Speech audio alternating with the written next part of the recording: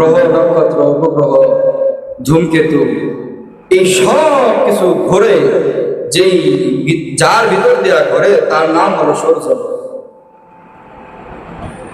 আর দুনিয়া থেকে পৃথিবী থেকে সবচেয়ে কাছের গ্রহ হলো মঙ্গল গ্রহ। সবচেয়ে কাছের গ্রহ মঙ্গল গ্রহ। বিজ্ঞান বলে এই সবচেয়ে কাছের গ্রহ একটা থেকে আরেকটার দূরত্ব হলো 8 কোটি মাইল দূরে। তাহলে ভাবেন 8 কোটি মাইল দূরে যদি পৃথিবী থেকে এই মঙ্গল গ্রহের দূরত্ব হয়, তাহলে আরো অন্যান্য গ্রহগুলোর দূরত্ব কত? এই গ্রহ উপগ্রহ নক্ষত্র ধূমকেতু যার ভিতর দিয়ে ঘোরে তার নাম হলো সৌরজগৎ। এবং প্রত্যেকটা গ্রহ উপগ্রহ একটা থেকে আরেকটার দূরত্ব হলো 33 লক্ষ আলোকবর্ষ। কত? 33 লক্ষ আলোকবর্ষ। 33 লক্ষ আলোকবর্ষ কাকে বলে? এক আলোকবর্ষ হলো, আমরা 1 সেকেন্ডে প্রায় আপনার 88 কিলোমিটার পর্যন্ত, 88 লক্ষ কিলোমিটার পর্যন্ত এই বিদ্যুতের ছড়া যায়, আলো ছড়া যায়।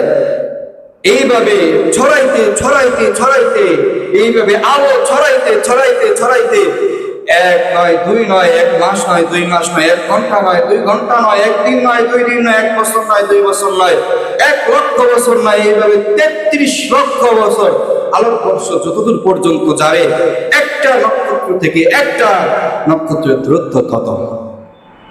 আমি কিন্তু আসমান এবং জমিনের ভিতরে যে ফাঁকা জায়গা আছে, কারণ আমরা লাভ করি সব কাজের ভিতরে সুবহানাল্লাহ আলহামদুলিল্লাহ আল্লাহু আকবার বললাম, এটা লাভ জানতে হবে না যে আল্লাহ রাব্বুল আলামিন বলছেন যে জমিন এবং আসমানের ভিতরে যে ফাঁকা জায়গাগুলো আছে সব জায়গা আল্লাহ রাব্বুল আলামিন নেকি দ্বারা ভরপুর করে দেয়। একবার করছেন নেকি দ্বারা ভরপুর করে দিয়েছে, দুইবার করছেন দুইবার নেকি দ্বারা, যতবার করবেন ততবার আল্লাহ রাব্বুল আলামিন নেকি দিয়া ভরপুর করে দেবে। এই যে উপগ্রহগুলো ঘুরে যার ভিতর দিয়া তার নাম হলো সৌরজগৎ।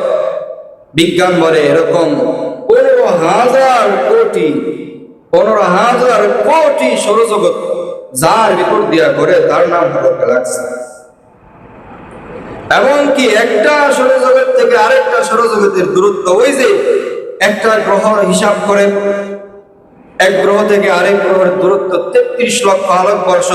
এইভাবে কোটি কোটি গ্রহ সৌরজগতের ভিতরে ঘুরতেছে, একটা থেকে আরেকটার দূরত্ব এরকম এক সেম টু সেম এক আপনার 15,000 কোটি যে সৌরজগৎ আছে, এরকম সৌরজগৎ একটা থেকে আরেকটার দূরত্ব হলো 15,000 কোটি, 33 লক্ষ আলোকবর্ষ দূরত্ব।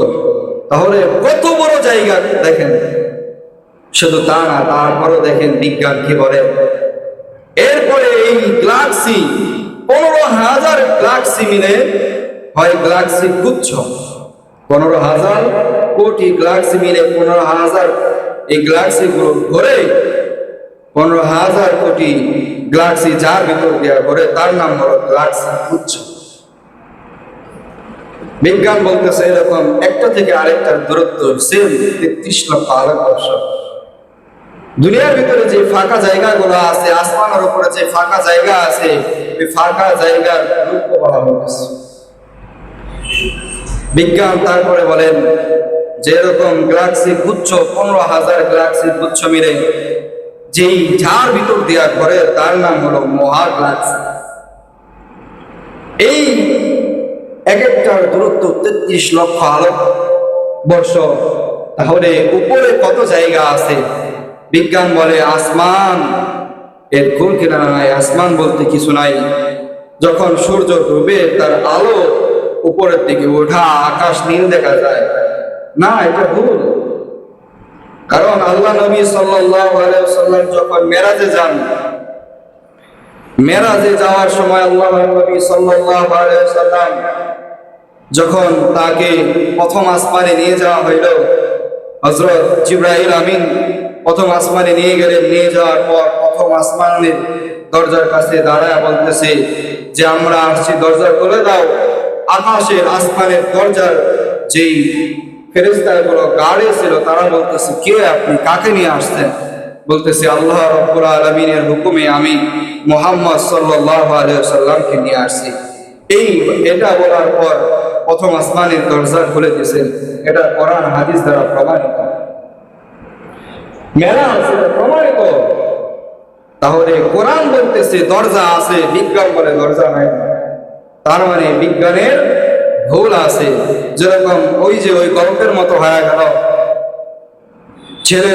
ছেলেকে বিবাহ করাইছে, বিবাহ করানোর পর ছেলের বউকে বলা হয়েছে পরের দিন সকালবেলা পানি নিয়ে আসা, কলসি দা পানি আনার সময় কলসির ভিতরে তার হার বা আংটি ভিতরে পড়ে যায়।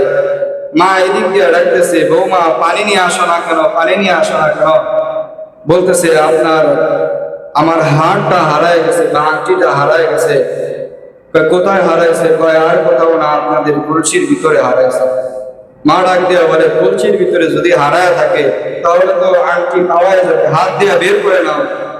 বৌমা ডাক দিয়া বলতেছে, আমি তো হাত দিয়া খুঁজতেছি, কিন্তু আপনাদের কলসির কিনারা তো নাই, কলসির নিচের মুখ তো নাই। তাহলে এই গল্পের মতো বিজ্ঞানের গল্প হয়ে গেছে। তাদের অল্প, তার হাত ছোট, ওই কলসির ভিতরে যেরকম অর্ধেক হাত ঢুকায় নিচের তলা খুঁজে পাইতেছে না, বলে তলা নাই, কিন্তু আসলে তলা আছে কি নাই? কলসির তলা আছে। ঠিক সেম ভাবে আসমানের দরজা আছে, আসমানের ভিতরে আল্লাহ রাব্বুল আলামিন দরজা রাখছেন, বিজ্ঞান বলে না দরজা। এই জন্য মুহতারাম নাজরিন, এই সুবহানাল্লাহ আলহামদুলিল্লাহ বলার পর আমার আপনার আমল নামায় যে সওয়াব লিখা দেওয়া হয়, সেটা হলো এই আসমান জমিনের ভিতরে যত জায়গা আছে, ফাঁকা জায়গা আছে, সব জায়গা আল্লাহ রাব্বুল আলামিন ভরাট করে দেয়। সুবহানাল্লাহ। এই জন্য আল্লাহ রাব্বুল আলামিনের এই নামগুলো করা দরকার আছে কি নাই?